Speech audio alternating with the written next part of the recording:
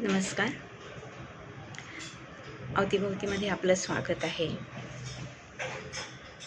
महाराष्ट्राच्या विधानसभेच्या निवडणुकांचा निकाल 23 नोव्हेंबरला लागला आणि यात भाजप आणि मित्रपक्षां म्हणजेच महायुतीला प्रचंड बहुमत मिळालं, हे आपण पाहिलं आहे. पण आज 4 दिवस पूर्ण झाले तरी महाराष्ट्रामध्ये मुख्यमंत्री नेमला जात नाही आहे. अजून सुरुवातही झालेली नाही या प्रक्रियेला.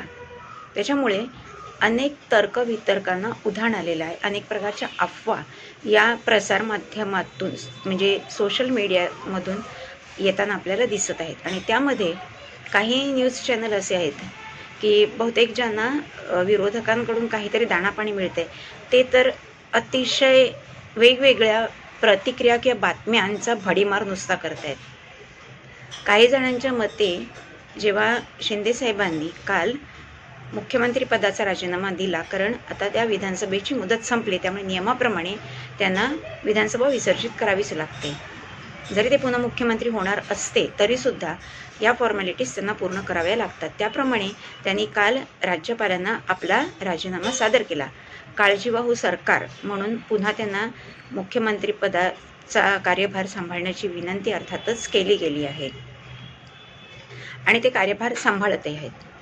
अशामध्ये अजूनही त्यांच्याकडून मुख्यमंत्रीपदाबाबत कोणतंही भाष्य करण्यात आलेलं नाही आणि याचाच फायदा घेऊन अनेक न्यूज चॅनल अशा बातम्या पसरवत आहेत की शिंदेसाहेब नाराज आहेत. त्यांनी मुख्यमंत्रीपदाचा राजीनामा दिल्यापासून मौन व्रत धारण केलेलं आहे आणि आता बहुतेक ते काहीतरी मोठा धमाका करणार आहेत.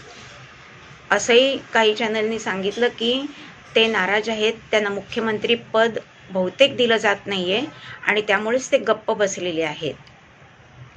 अशाही तिसरी बातमी अशी होती की त्यांना दिल्लीहून 2 ऑफर दिल्या आहेत भाजपाने. एक म्हणजे महाराष्ट्रामध्ये तुम्ही उपमुख्यमंत्री पद मिळवा, त्याच्यावर समाधान माना, किंवा केंद्रामध्ये येऊन कॅबिनेट मंत्रीपद आम्ही तुम्हाला देतो. या दोन्ही ऑफर त्यांनी नाकारले आहेत. चौथी बातमी अशी होती की शिंदे समर्थकांनी त्यांच्या निवडून आलेल्या आमदारांनी आणि बाकीच्या कार्यकर्त्यांनी असा जोर लावून धरलेला आहे की एकनाथ शिंदे साहेबांनाच तुम्ही मुख्यमंत्री बनवा, नाथ है तो सब सेफ है, अशा प्रकारची बॅनर्सही लावलेले दिसत आहेत आपल्याला काही ठिकाणी. त्याच्यानंतर असंही म्हटलं जातं आहे की फडणवीस साहेबांना कोणत्याही परिस्थितीत होऊ द्यायचं नाही मुख्यमंत्री, अशी त्यांच्या पक्षाची भूमिका आहे. त्याच्यानंतर असंही सांगितलं गेलं की आता ते काहीतरी मोठा धमाका करणार आणि बहुतेक सत्तेमध्ये नाट्य निर्माण होणार. त्यानंतर संजय राऊतांनी उद्धव ठाकरेंनी असंही सांगितलं की बहुतेक 2.5 वर्षाचं परत फॉर्म्युला इथे येतोय, म्हणजे 2.5 वर्ष एकनाथ शिंदे, 2.5 वर्ष आपले फडणवीस साहेब. आणि त्याच्यावर त्यांनी असंही भाष्य केलं की हाच फॉर्म्युला जर त्यांनी 5 वर्षापूर्वी मान्य केला असता तर अनेक जे प्रकार घडले या राज्यामध्ये, म्हणजेच उद्धव ठाकरे नाराज झाले, त्यांनी महाविकास आघाडीवर युती केली वगैरे वगैरे, हे सगळे अनर्थ टळले असते.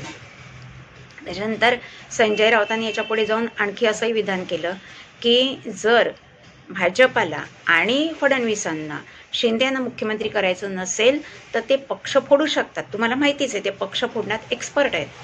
त्यामुळे ते शिंदेसाहेबांची शिवसेनाही फोडू शकतात, अजित पवारांची राष्ट्रवादी फोडू शकतात आणि त्यांना जे पाहिजे ते मिळवू शकतात. अशा अनेक बातम्यांना उधाण आलेलं आहे.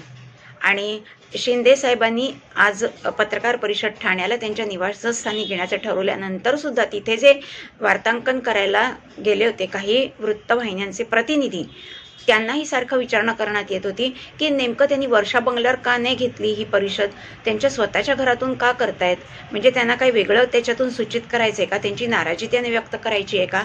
अरे काल संध्याकाळी ते त्यांच्या निवासस्थानी ठाण्याला गेले वर्षा बंगल्यावरून, त्याच दिवसभर वर्षा बंगल्यातच आहेत. मग त्यांनी तिथून पत्रकार परिषद घेतली तर काय बिघडलं, त्याच्यामध्ये वेगळे अर्थ आणि त्यांची नाराजी आणि ते धमाका करून इथपर्यंत सुतावरून स्वर्ग कशाला गाठता, तुम्ही थांबा जरा. पण ह्या लोकांना थांबायला वेळ नाही.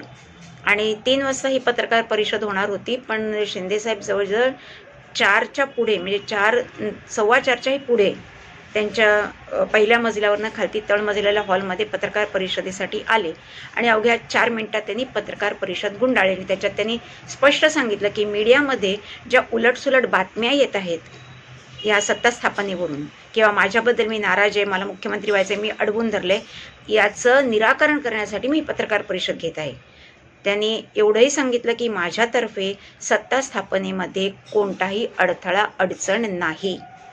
ते पुढे असंही म्हणाले की त्यांनी स्वतः काल पंतप्रधान नरेंद्र मोदी आणि गृहमंत्री अमित शहा यांना फोन करून सांगितलं आहे की तुम्ही जो निर्णय घ्याल मुख्यमंत्रीपदाचा त्या निर्णयाला माझा पाठिंबा आहे, वैयक्तिक एकनाथ शिंदे म्हणून, आणि माझ्या पक्षाचाही पाठिंबा आहे.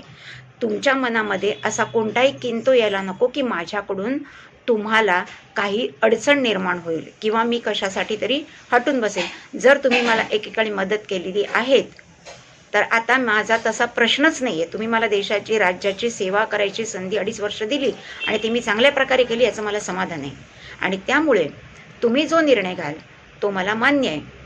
तत्पूर्वी राष्ट्रवादीचे अजित पवार यांनी फडणवीस साहेब मुख्यमंत्री होणार असतील तर माझा पाठिंबा आहे हे आधीच जाहीर करून टाकलेले आणि त्यामुळे ते मुख्यमंत्री पदाच्या शर्यतीतून बाहेर पडलेले. त्यामुळे त्यांच्याबद्दल अफवांना जरा आळा बसला.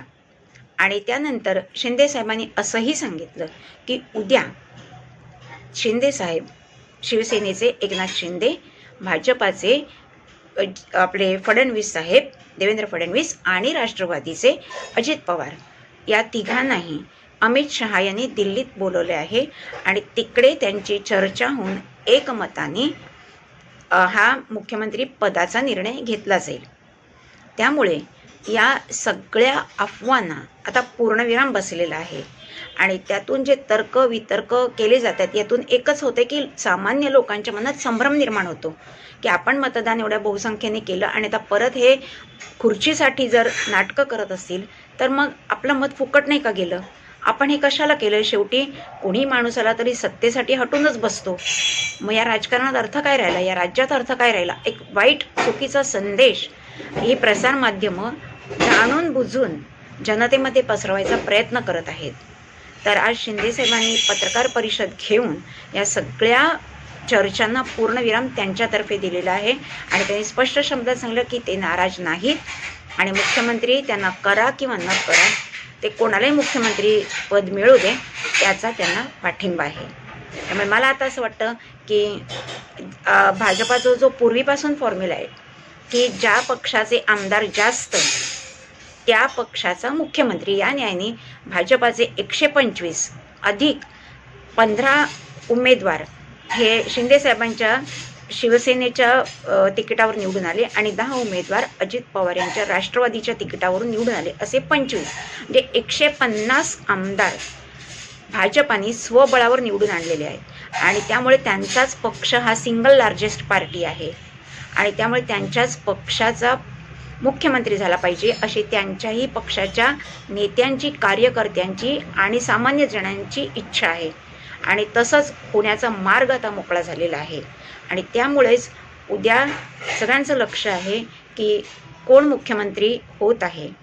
आणि सध्या तरी मला वाटतं फडणवीस साहेबांची गरज दिल्लीच्या कॅबिनेट मंत्र्यापेक्षा महाराष्ट्राचा मुख्यमंत्री म्हणून जास्त गरज आहे आणि ते राज्याची घडी ठीक बसवतील, सर्व पक्षांमध्ये ताळमेळ साधतील याबद्दल जराही दुमत नाही. आणि असा विश्वास आपल्याला आहे, असाच मीडियाने सुद्धा क्रिएट करायला हवा, जो दुर्दैवाने होत नाही आणि होणारही नाही. त्यामुळेच आज मी हा खास व्हिडिओ करत आहे. व्हिडिओ आवडला असेल तर लाईक करा, शेअर करा, सबस्क्राईब करा. पुन्हा भेटूया नवीन विषयासह. नमस्कार.